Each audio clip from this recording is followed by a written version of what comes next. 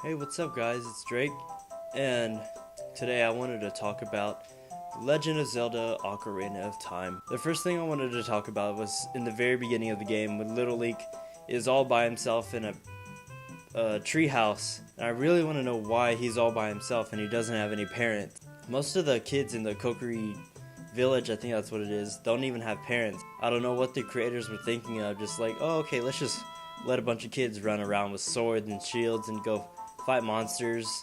And in the very beginning, Link is woken up by Navi because the great Deku tree, I think that's what it's called or something.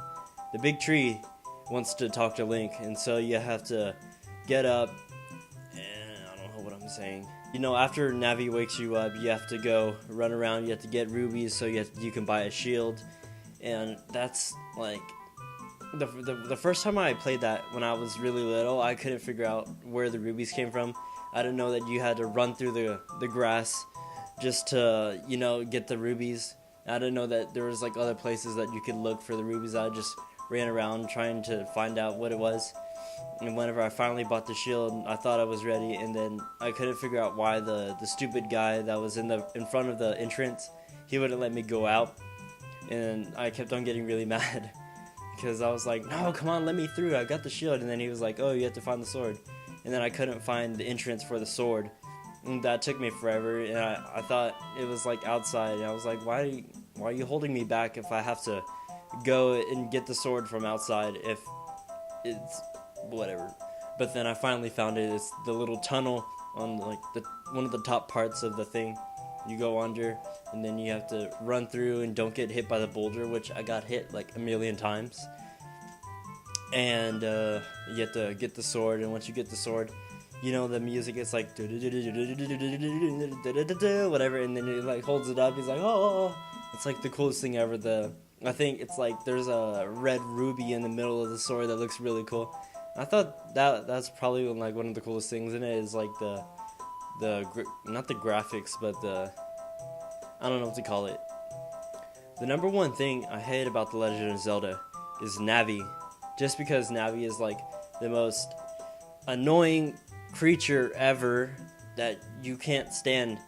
And I really want to smack her because she says, "Hey, listen!" all the freaking time. And I want to her. I don't know if it's a her or he. It sounds like a her.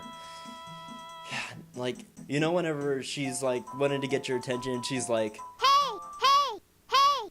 and you're just like, no, I know what I'm doing. I don't need your help. And then you finally give up and you do it, and it's like nothing that you need to know. What's really cool is like you can run around, you can go around and like do little side quests and whatever, and also you can do the games. Like I think one of my favorite games is the bow thing where you have to shoot, or I think it's bows.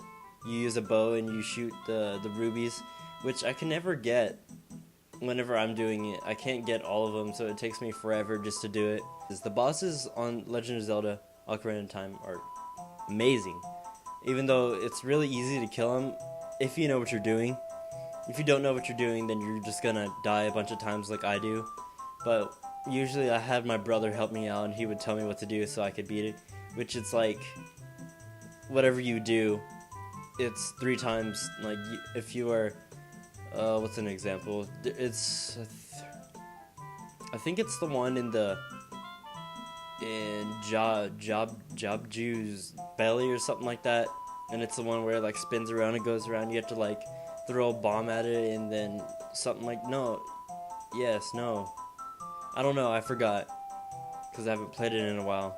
I think my favorite people in The Legend of Zelda are the Gorons because they're all fat, and I think like that's another thing. The music in Legend of Zelda is so cool.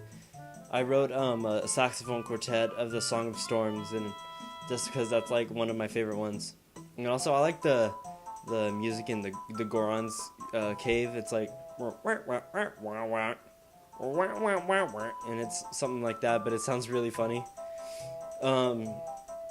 Also, The Legend of Zelda Ocarina of Time is very challenging, and that's what I like about like the old games that they made back then.